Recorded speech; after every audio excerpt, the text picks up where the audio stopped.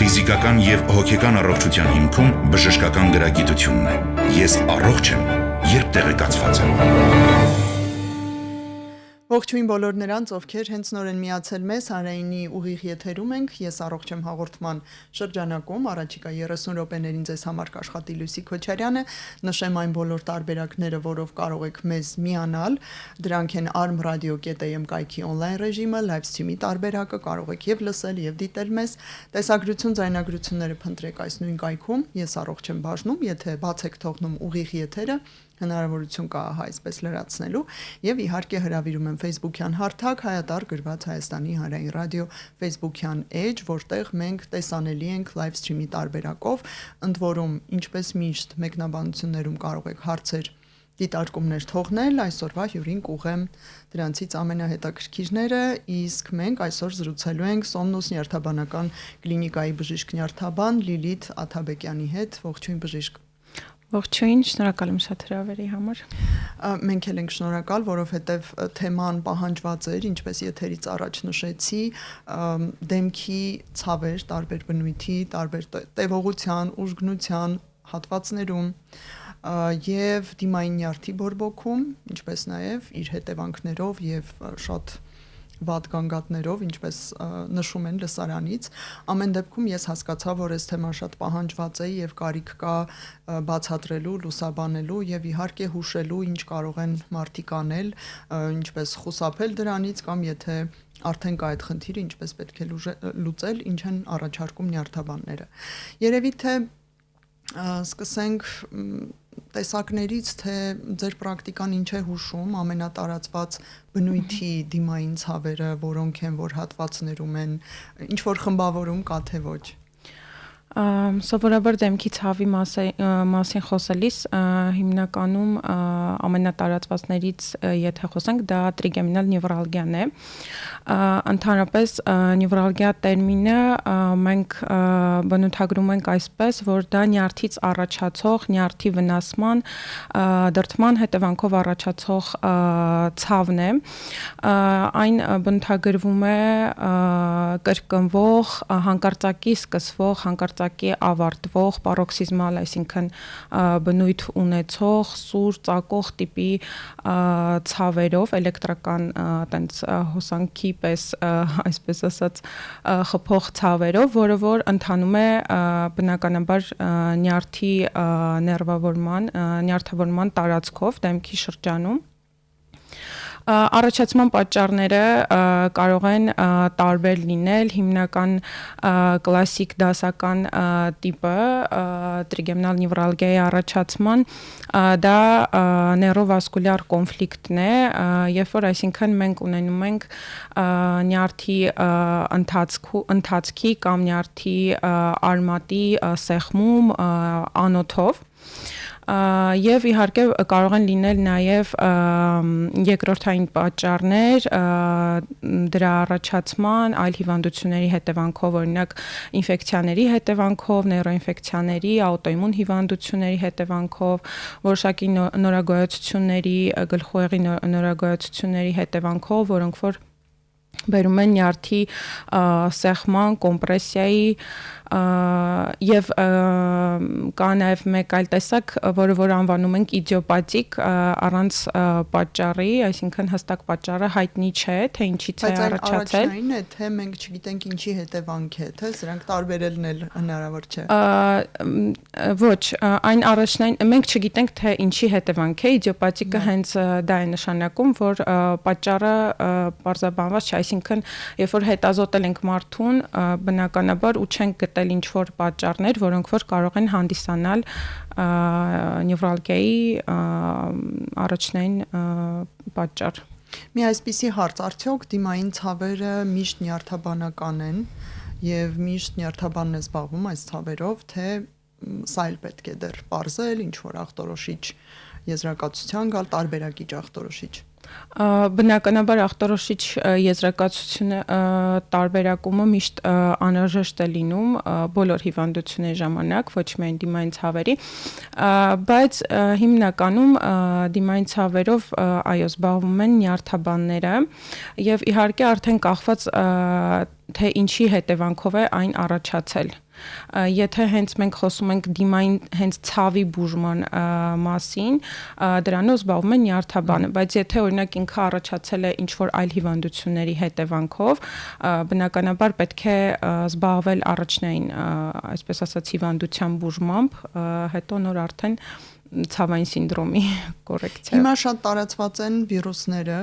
չգիտեմ, հոնկոգյանը, մեր խոզի գրիպը, հին ու բարի, այսպես անուններով եմ ասում, որ հիմա մարդիկ տեղը բերեն նրանց, արդյոք ու շատ դեպքեր եմ ես լսում, որ այդ վիրուսը տարա եւ անմիջապես հետո սկսվեցին դեմքի կամ կիսագլխի նույնիսկ, բայց հիմնականում դեմքով ուղեկցվող սոսկալի ցավեր։ Ինչ է կատարվում, այ վիրուսի մի փոքր այդ պատճառը հետևանքային կապը կարող ենք հասկանալ, թե լավ, ինչու դեմքը օրինակ։ Կան որոշակի վիրուսներ, որոնք որ սիրում են ախտահարել նյարդային համակարգը, այսպես ասած, նյարդաթելերը եւ այլն, եւ նրանց ազդեցությունը նյարդաթելերի վրա բերում է որոշակի բորբոքային process-ների առաջացման, նյարդի վնասման եւ այլն։ Օրինակ շատ տարածված օրինակ կարող է լինել հերպես վիրուսը, օրինակ, որից հետո կարող են առաջանալ post-herpetic էլի դիմային ցավեր, որոնք որ բավականին անտանելի երկարատև տևողություն ունեցող ցավեր են։ Իսկ արտաքինից ինչ որ փոփոխություններ են նկատվում, թե արտաքինից կարող են լինել այդ հերպեսի նշաններ, մաշկային նշաններ բնականաբար կարող են լինել եւ հիմնականում ցավային սինդրոմ ընդհանուր վիրուսային նշաններ էլ բնականաբար կարող են լինել, այտենց հարբուխային ինչ-որ վիճակ եւ այլն, բայց հիմնականում այդ երկուսն են։ Նյարդի որ խնդրի դեպքում է դեմքի ծրվածություն առաջանում, կամ որն է ռիսկային, որ պետք է շատ զգույշ լինել, ահա այս ախտանշանների դեպքում դա կարող է բերել դեմքի ծրվածության եւ ինչու է ընդհանրապես տեղի ունենում այդ ծրվածությունը։ Շատ հաճախ այսպիսի մի սխալ կարծիք կա տարածված, որ դեմքի ծրվածությունը առաջանում է օրինակ երրորդյակ նյարդի ախտարման ժամանակ կամ հակառակը նևրալգիան առաջանում է դիմային նյարդի ախտարման ժամանակ եւ այլն։ Եռաֆազ, որ ասում են, ժողովրդի մեջ ավելի շատ։ Այո, դեմքի ծրվածությունը հիմնականում առաջանում է դիմային նյարդի ախտահարումների ժամանակ, քանի որ դիմային նյարդը ինքը շարժիչ, այսպես ասած, ճյուղեր ունեցող նյարդ է, մեծամասնությունը նրա եւ այն ներբավորում է մեր դեմքի կանները, ապահովում է մեր շարժումները դեմքի, միմիկան եւ այլն։ Եվ այդ նյարդի ախտահարումների դեպքում մենք ունենում ենք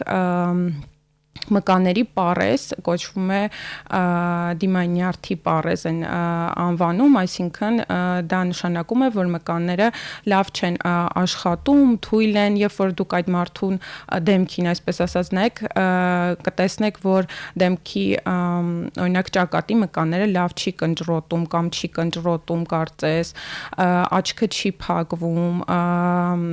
բերանի անկյունը ծռված է։ Ոչ թե դեմքը ծռվում է ավելի քան իր նորմավորված վիճակն է, այլ քարանում է, ճիշտ ենք հասկանում, եւ արդյունքում ստանում ենք ծռվածություն, բայց ինքն իրականում ավելի կաթվածահար է լինում։ Այո, ինքը, այսինքն սկսում է այդ մկանը չաշխատել, եւ որի հետևանքով էլ արդեն այն թուլանում է, դեմքի ծռվածություն է առաջանում, ասիմետրիկ է լինում ի համեմատ դեմքի մյուս կեսի, օրինակ։ Իհարկե, այս ախտարման դեպքում եւս կարող ենք ունենալ ինչ-որ զգացողական փոփոխություններ, օրինակ կարող ենք ունենալ լեզվի առաջին 2/3-ի տենց համային զգացողության եւ այլնի փոփոխություն, որովհետեւ դե նյարդը նաեւ ունի սենսոր զգացողական թելեր, բայց հիմնական նշանը, այսպես ասած, դեմքի ծրվածությունն է, ասիմետրիկությունն է եւ շատ կարեւոր է նաեւ իհարկե տարբերակել, հասկանալ թե ինչից է առաջացել եւ ճիշտ ժամանակին բուժում կատարել, որովհետեւ բուժման, այսպես ասած, սպասելու դեպքում հետևանքները կարող են այդքան էլ լավը չլինել, վերականգնումը հետո նյարդի կարող է որոշակի խնդիրների բերել։ լիարժեք չընդհանալ, այսինքն Այո, որոշ կարող է մնացորդային, մնացորդային երևույթներ կարող են լինել, ասիմետրիկությունը կարող է պահպանվել, կարող է լինել, դե արդեն սա խոսքը գնում է վերականգնողական ոնց որ փուլի մասին, ամիսներ անց սուր հենց ծրվածությունից առաջանալուց հետո անկանոն ինչ որ շարժումներ, սինկինեզիաների առաջացում, որոնք որ նշանակում դա սինկինեզիան նշանակում է մեկ մկանի կծկման ժամանակ կամ այն կծկման ժամանակ մեկ այլ մկանախմբի ոնց որ կրճատում կծկվում, այսինքն շղթայական, հա, այսինքն խոսելիս արցունքահոսություն կամ ծիծաղելիս աչքի կկոց, տենց մկանախմբերի սխալ կծկումներ, որոնք որ նյարդի սխալ վերականգնման արդյունքում են առաջանում։ Մի հարց դիմային նյարդի բորբոքման վերաբերյալ, որը բերում է քարացման, ծրվածության նախանշաններ լինում են, երբ մենք կարող ենք արագ քայլեր ձեռնարկել եւ չթողնել, որ բանը հասնի դրան, թե սա միանգամից մի օր զարթնում ես եւ արդեն վերջ։ Տեսեք, եթե խոսում ենք կլասիկ հենց դիմային նյարդի այդ կոչվում է Bell's paralysis, այդ դրա մասին, սրա ժամանակ նախանշաններ սովորաբար չեն լինում, որովհետև այն արագ զարգացող դեմքի ծրվածություն է իրենից ենթադրում 24 ժամից մինչև 72 ժամվա մեջ, նախանշաններ որպես այդպեսին չեն լինում, կարող է օրինակ մի քիչ դանդաղ լինել, ինչ որ չգիտեմ, սկզբից ինչ որ մի հատված ծրվի, հետո մյուս, տենց մի քիչ զարգացող, բայց սովորաբար դրա դանդաղ պրոգրեսիվ ընթացքն էլ բնորոշ չէ հենց տիպիկ ձևին, դրա ժամանակ արդեն պետք է մտածել այլ ոնց որ հիվանդության այլ պատճառի մասին ախտորոշման։ Ինչով է տարբերվում երրորյակ կամ եռաֆազ, էլի ծանոթ բառով նշեմ, նյարդի բորբոքումը ձեր նշածից, այդ ծրվածության բերող, այստեղ ինչ նախանշաններ ունենք, զարգացումն ագրեսիվ է, արագ է, թե ավելի դանդաղ եւ արդյոք սա էլ կարող է ինքնուրույն ուղակի ինքը հիվանդանալ, թե անպայման հետևանք է լինում ինչ որ բանի։ Երրորյակ նյարդի ախտահարումների ժամանակ մենք սովորաբար ունենում ենք ցավային դրսևորում կլինիկայի, այսինքն մենք ունենում ենք դեմքի կրկնվող ցավեր եւ այլն, ինչպես նշեցի, իսկ դիմային նյարդի ախտահարումների ժամանակ ցավային սինդրոմը այդքան արտահայտված չի լինում, ամեն դեպքում այն երկրորդային է եւ ինչ հարցեր։ Նաև տեղակայումը գիտեք, կուզենք հասկանալ, ինչ ճյուղավորումներ ունի այդ երրորյակ, որ ասում ենք, որ հատվածներին է դա վերաբերում։ Հիմնականում, եթե հենց խոսենք ցավի տեղակայման մասին ըստ ճյուղերի, ինքը դեմքի վրա ունի 3 հիմնական ճյուղեր, անվանում ենք V1, V2, V3, որոնք որ դեմքի 1/3-ներով մոտավոր եթե ասեմ, այդ ընթացքով են ընթանում։ Հիմնականում ախտահարումը, ցավային սինդրոմը առաջանում է դեմքի ստորին կեսի եւ ավելի ստոր ծնոտային հատվածում, բայց կարող է նաեւ ակնակապիճը ներվավորող, ակնային հատվածը ներվավորող իհարկե նյարդն էլ ընդգրկվել եւ դրա ժամանակ որոշ դեպքերում բացի ցավային սինդրոմը կարող ենք ունենալ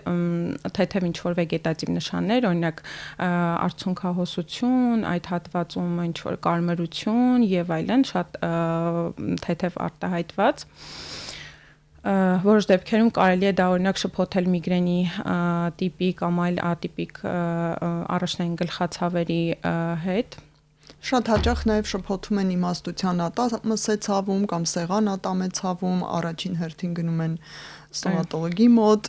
հեշտ է իդեպ ի վերջո տարբերելը, օրինակ եթե դիմել են ստոմատոլոգի, իրեն կարողանում են հստակ ասել, գիտեք, խնդիրը մերը չէ, գնացեք նյարդաբանի մոտ։ Ձեր փորձն ինչ է։ Սովորաբար դա այդպես է լինում է, շատ իհարկե կարող են լինել երկրորդային բնականաբար դեպքեր շատ են լինում, որ միջամտություններից եւ այլնից հետո պացիենտի մոտ առաջանում են այդ հատվածում ցավեր եւ այլն։ Դե մենք այդ ամենը պարզաբանելու համար նախ խորհրդակցում ենք բուժող ատամնաբուժի հետ, հետո կատարում ենք որոշակի հետազոտություններ, նկար օրինակ այդ ծնոտի, այդ հատվածի ատամների եւ այլն ատամնաբուժի իհարկե միջոցով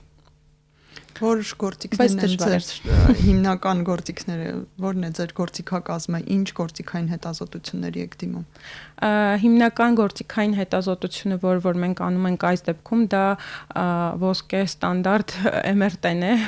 մագնիտառեզոնանսային տոմոգրաֆիան է,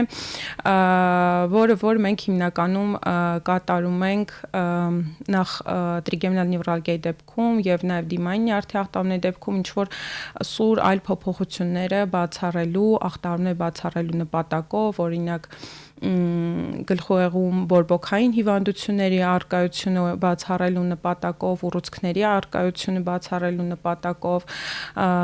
աուտոիմուն ինչ-որ հիվանդությունների, վասկուլիտների եւ այլնի հետևանքով։ Այդ ամենը երևալու է նկարներով։ Այո, նեյրովիզուալիզացիան այդ ամենը գլխուեղի հյուսվածքը եւ նրա ախտարումները, նյարդային արմատները եւ այլն, այդ ամեն ինչը ցույց է տալիս եւ մեզ համար շատ կարեւոր, այսպես ասած, հետազոտություն է։ Փաստաթուղթ ես նույնիսկ ասեի, ընդ որում միայն այդ լրացուցիչ խնդիրներն է ցույց տալիս, թե նաև բուն խնդրի տեղակայում, տարածվածություն, չգիտեմ, ինվազիա եւ այլն այսպիսի պահեր կան։ Այո, իհարկե բուն խնդրի տեղակայումը եւս ցույց է տալիս անոթների օրինակ տեղակայումը նյարդի վրա, հպվելը նյարդին եւ այլն, այդ ամեն ինչը ախտահարումները նյարդի ընթացքով կան այտուցներ, օրինակ այդ նյարդի ընթացքում թե չկան, որոնք կարող են ճնշել նյարդը կամ ուրիշ այլ բոլոր խնդիրները, հիմնականում փափուկ հյուսվածք գլխուղեղը, մենք ամեն ինչ կարողանում ենք տեսնել արդեն։ Լավ, լաբորատոր որոշ հետազոտություններ արվում են, թե այստեղ կարիք չկա ընդհանրապես։ Լաբորատոր հետազոտություններ շատ ցանկալի է անել, որովհետև նախ առաջին հերթին էլի կրկին այն մեխանիզմը, որ անհրաժեշտ է բացառել այլ հիվանդությունների արկայությունը, առաջնային ծագումնաբանությունը, որոնք որ կարող են բերել այդ նշանների արկայության, օրինակ ինչ որ ինֆեկցիաներ ստուգել, սերոլոգիա անել, ինչ որ օրինակ ինֆեկցիաների մետաբոլիկ որոշակի խնդիրների ժամանակ կարելի է ընդհանուր մետաբոլիկ պանել օրինակ ստուգել, այնտեղ շաքարային դիաբետ եւ այլն, որոնք որ կարող են առաջացնել միկրոանգիոպաթիաներ, նյարդի իշեմիա, օրինակ տարիքով մարդկանց մոտ, երբ որ տեսնում ենք դիմային նյարդի պարես ախտահարում անհրաժեշտ է բացառել այդ ամեն ինչը վահանաձև գեղձի, հորմոնների հետազոտություն եւ այլն, հիպոթիրեոզ, այս բոլոր փոփոխությունները կարող են ազդեցություն ունենալ։ Այո, նաեւ ոչինչ բաց չթողնելու եւ միգուցե տարբեր բուժումներ համակցելու ավելի արդյունավետ ամեն ինչ լուծելու համար կարող եք նշել այն հիմնական մասնագիտացման բժիշկներին, ում հետ դուք ամենահաճախ համագործակցում եք դեմքի տարբեր բնույթի, ցավերի, կաթվածների եւ այլնի շուրջ։ Հիմնականում գուցե ֆիզիոթերապևտներ, որոնք որ հետագայում նպաստում են օրինակ դիմային նյարդի ախտանումների ժամանակ վերականգնման, հա, ինչ որ ֆիզիոթերապիա է կատարվում եւ այլն, եւ ատամնաբուժներ, ինչպես որ դուք նշեցիք, լոր մասնագետներ, քիթկոկորտականջաբաններ, որոնց ախտանումների ժամանակ եւս կարող են առաջանալ բնականաբար այդ նշանները երևի հիմնականում իսկ դիմացոնոտային վիրաբույժ թե բանը դրան չի հասնում դիմացոնոտային վիրաբույժների հետ գուցե ինչ որ վիրահատություններից հետո առաջացած նշանների եւ այլնի հետ կապված, բայց հիմնականում այդպիսի շփում այդ խնդրի հետ կապված այդքան էլ ոնց որ տարածված չէ։ Եկեք լուծումների եւ բուժումների մասին էլ խոսենք, մարդիկ հիմնականում պատկերացնում են լիքը դեղորայք, եթե կա նյարդի բորբոքում, նյարդաբանները նշանակում են բազմաթիվ դեղեր, արդյոք սա ճիշտ է, թե մենք այդքան էլ ճիշտ չենք պատկերացնում։ Դե տեսեք, բնականաբար բժիշկը մտածում է այսպես, եթե կա խնդիր, որ անհրաժեշտ է բուժել, ուրեմն անհրաժեշտ է բուժել առանց հապաղելու, որովհետև նույն օրինակ դիմային նյարդի պարեզի ժամանակ բուժման հետաձգումը կարող է բերել վատ հետևանքների, նյարդի վատ վերականգնման եւ այլն, եւ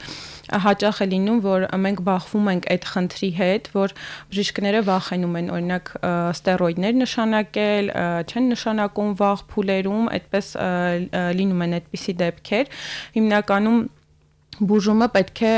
հենց եթե օրինակ դիմային նյարդի օրինակով քննարկենք, պետք է նշանակել առաջին 3 օրերի ընթացքում, ոչ ուշ դրանից։ Դեղորայքային բուժումը իրենց ներկայացնում է ստերոիդներով թերապիան, որոնք որ ունեն հակաբորբոքային ազդեցություն, այդ այտուցն են իջեցնում եւ այլն նյարդի սեղմում, ճնշում, որը որ շատ կարեւոր է առաջին օրերի ժամանակ, որովհետեւ եթե դա այսպես ասած չկանխվի, նյարդը կարող է վնասվել եւ նրա վերականգնումը կարող է շատ դժվար լինել կամ չլինել։ Այդ դեպքում ինչու են խուսափում, ինչ որ կողմնակի էֆեկտներն են շատ հայտնի մարդկանց տարածված։ Տեսեք, շատ հաճախ լինում է, որ խուսափում են կամ պացիենտները իրենք լսում են, որ հորմոն է եւ այլն, ասենց ինչ որ բաներ, այո, չեմ կարող խմել, չեմ խմի, չեն հետևում։ Ես մտածում եմ, որ պետք է պացիենտին հստակ բացատրել, թե ինչ կարող է լինել դրա հետևանքը։ Հորմոնները հիմա բոլոր շատ հիվանդությունների ժամանակ են օգտագործվում եւ նրանց բացասական ազդեցությունները միշտ չէ որ լինում են եւ բնականաբար կողքից բժշկի հսկողության ներքո այդտեղ վախենալու ինչ որ բաներ սովորաբար չկա։ Մի կարևոր կարծում եմ հարց ունենք լսարանից, արդյոք հնարավոր է դեմքի ծռվածությունը կամ քարացածությունը դիմային մերսումներով վերականգնել, որպեսզի դեղ չխմենք։ Ոչ, այդպես չի լինում, դեղին չի փոխարինում մերսումները, դեղը օգտագործվում է սուրբ փուլի ժամանակ, անպայման սուրբ փուլի դեպքում դեղի օգտագործումը խրախուսվում է, արդեն մերսումների հետ կապված դա ավելի շատ վերաբերվում է վերականգնողական շրջանին, որը որ սուրբ փուլից հետո, ինչ որ ժամանակ հետո, շաբաթներ, ամիսների ընթացքում եւ այլն պետք է իրականանա։ Հիմնականում խորհուրդ է տրվում կատարել սկզբնական շրջաններում շաբաթների ընթացքում ինչ որ տենց թեթև վարժություններ, օրինակ կանգնել հայլու առաջ եւ փորձել աչքը բացել, ճակատը կնճռոտել, այդպիսի թեթև արդեն վարժություններ եւ արդեն ժամանակի ընթացքում ամիսներ գուցե հետո անհրաժեշտ է կատարել ֆիզիոթերապևտիկ ինչ որ միջոցներ, այնտեղ էլեկտրոստիմուլյացիա կարող է կատարվել նյարդի վերականգնումը ապահովելու էլեկտրական իմպուլսները ապահովելու նպատակով։ Իսկ արդյունավետ են այդ միջոցառումները վերականգնողական։ Տեսեք, արդյունավետությունը դեղորայքը այնքան ուժեղ է, որ հերիք է։ Դա շատ տարբեր կարող է լինել, կախված իհարկե կլինիկական դեպքից, բայց արդյունավետության հիմնական, այսպես ասած, մասը ընկած է ժամանակին բուժում ստանալու վրա, հետո արդյունավետության մասին է այսինքն խոսքը, եւ բնականաբար իհարկե պացիենտները պետք է չալարեն ինչ որ վարժություններ եւ այլն այդ ամեն չանել, լինել հետեւողական, որը որ շատ, այսպես ասած, դժվար է մեր պացիենտների մոտ։ Դե առաջին դրական արդյունքները տեսնելիս մի փոքր մենք տենց արխային ընկնելու ճակերտավոր միտում ունենք եւ վերջ հարցը լուծվեց, բայց մնացորդային երևույթներն էլ շատ կարեւոր է կարծում եմ։ Հետևողական լինել, ինչ կասեք, մենք հարց էինք ստացել մինչև եթերը ֆացիալիսն ինչ է եւ արդյոք շատ վտանգավոր է, արդյոք հնարավոր է վերականգնել թե ոչ։ Ֆացիալիսը դա հենց այդ դիմային նյարդի ախտահարումն է, պարեզն է, վերականգնողականությունը, ինչպես նշեցի, տարբեր է ըստ կլինիկական դեպքերի, բայց ճիշտ ընթացքի հետևողականության դեպքում, այո, վերականգնողականությունը բավականին արդյունավետ կարող է լինել վերականգնումը եւ տեսեք, դժվար վերականգնումը կարող է կապված լինել օրինակ պացիենտի տարիքից, այլ ուղղորդող, այո, ուղեկցող ինչ որ հիվանդություններից, կարող է կապված լինել թեև այնց է էլի նշեցինք սկսել ստանալ բուժումը Պարզ է, մի հարցել ունենք, արդյոք վերականգնումից բուժումից հետո կա հակվածություն կրկնվելու, պետք է արդյոք սպասել դրան եւ զգուշանալ։ Այո, կրկնվել դե կարող է լինել, էլի կախված պատճառից, թե ինչից կարող է առաջանալ եւ այլն։ Սովորաբար այդ դեպքերում ինչ որ պահպանողական բաներ այո կարելի է անել, օրինակ խուսափել սառնությունից, հա, ինչ որ ցրտից եւ այլն, որովհետեւ որոշակի ազդեցություն այդ արտաքին ինչ որ պայմանները կարող են որոշակի ազդեցություն ունենալ, վիրուսներ էլի իրենց հերթին։ Նաև հարց ունենք, արդյոք կարող է միգրենի հետևանք լինել դեմքի ցավերը, թե ոչ, նման բան հնարավոր է։ Սովորաբար կարող է լինել հիմնականում այդպես չի լինում, բայց կարող են լինել ատիպիկ ձևեր միգրենի, որոնք որ կարող են ընթանալ ավելի շատ ոչ թե հենց բուն դեմքի ստոյն հատվածի եւ այլն, օրինակ դեմքի ակնային հատվածը ընդգրկող այս շրջանի ցավերի պատճառներ, այո, կարող է ունենալ միգրենը, ընդգրկել եւ այլն, բայց դրանք ատիպիկ հիմնականում տեսակներ են լինում, այո։ Եվ ինչ կասեք բոտոքսով բուժման վերաբերյալ առհասարակ շատ նորաձև է դարձել հիմա նույն միգրենի դեպքում, չէ՞ էլի բոտոքսով փորձում են հարցը լուծել,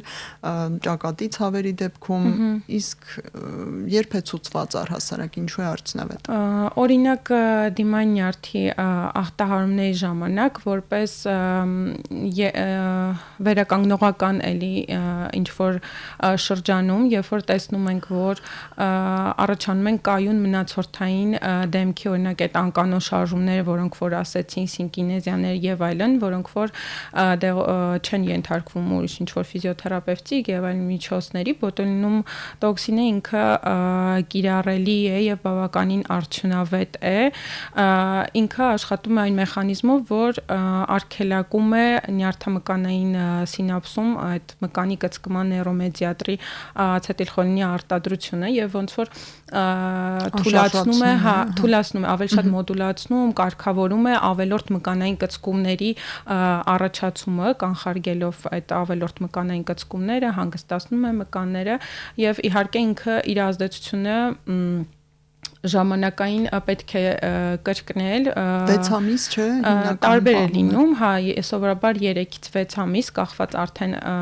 պացիենտից արդյունքը լինում է տենց մոտ մի շաբաթ հետո արդեն տեսանելի է լինում եւ այն բավականին կիրառելի է եւ արդյունավետ կարող է լինել դեմքի այդ ասիմետրիկության, այդ սինկինեզիաների վերականգնման հարցում։ Դուք նշեցիք, որ ավելորդ թրթիր եւ այդպես ցավեր կամ շարժումներն է այն բլոկավորում, եթե կարելի է կոպիտ ասել, բայց արդյոք այստեղ մենք չենք ունենում նաեւ թիրախային միմիկայի կորուստ, ընդհանրապես ամեն ինչ անշարժան է։ Վտանգ չկա այսպեսի։ Տեսեք, ընդհանրապես, եթե ճիշտ ընտրված ունենք դեղի ճիշտ ընտրված դոզա եւ տակտիկա, թե որ մկաններում պետք է դրանք ներարկել եւ այլն, այդպիսի խնդիրներ սովորաբար չեն առաջանում։ Այսինքն այստեղ ստանդարտ մի տեղից ներարկում չէ, կա որոշակի քարտեզագրում եւ այո, իհարկե կա քարտեզագրում, արդեն կախված թե ինչ հատվածներ են ախտահարված, process-ի մեջ ընդգրկված, այստեղ արդեն ոնց որ բժշկի տեսնելու, հասկանալու գործոնն է ավելի շատ։ Այստեղ նշենք նաեւ, որ հստակ դիպլոմավորված բժիշկ, ցանկալի է բժիշկ նյարդաբանն անի դա եւ սա չեն կարող որպես լուծում առաջարկել կոսմետոլոգները, ովքեր ավելի էսթետիկ նպատակներով են իրականացնում բոտոքսի ներարկումներ, հարգելի ունկնդիրներ, ուշադիր եղեք, եթե դուք ունեք ուղակի միտեղ ցավ եւ լսել եք, որ բոտոքսն օգնում է, չի կարելի գնալ եւ ինչպես կնճիռների համար են անում, այդպես էլ ցավը վնասազերծելու համար անել։ Շնորհակալություն, փորձենք հետևել ուղղորդումներին, ճանաչել դիմային ցավերի տարբեր տեսակները ու որ կարևորն է արագ դիմել բժշկի, որպեսզի հետևանքներն էլ որքան հնարավոր է արագ վերանան։ Մենք զրուցեցինք Լիլիթ Աթաբեկյանի հետ, ազգանունը ճիշտ նշեցի, այո, նյարդաբան եւ ձեզ համար աշխատեց նաեւ Լուսի Քոչարյանը։ Շնորհակալություն հարցազրույցի համար ու ցտեսություն բոլորին։ Ֆիզիկական եւ հոգեկան առողջության հիմքում բժշկական գրագիտությունն է։ Ես առողջ եմ, երբ տեղեկացված եմ։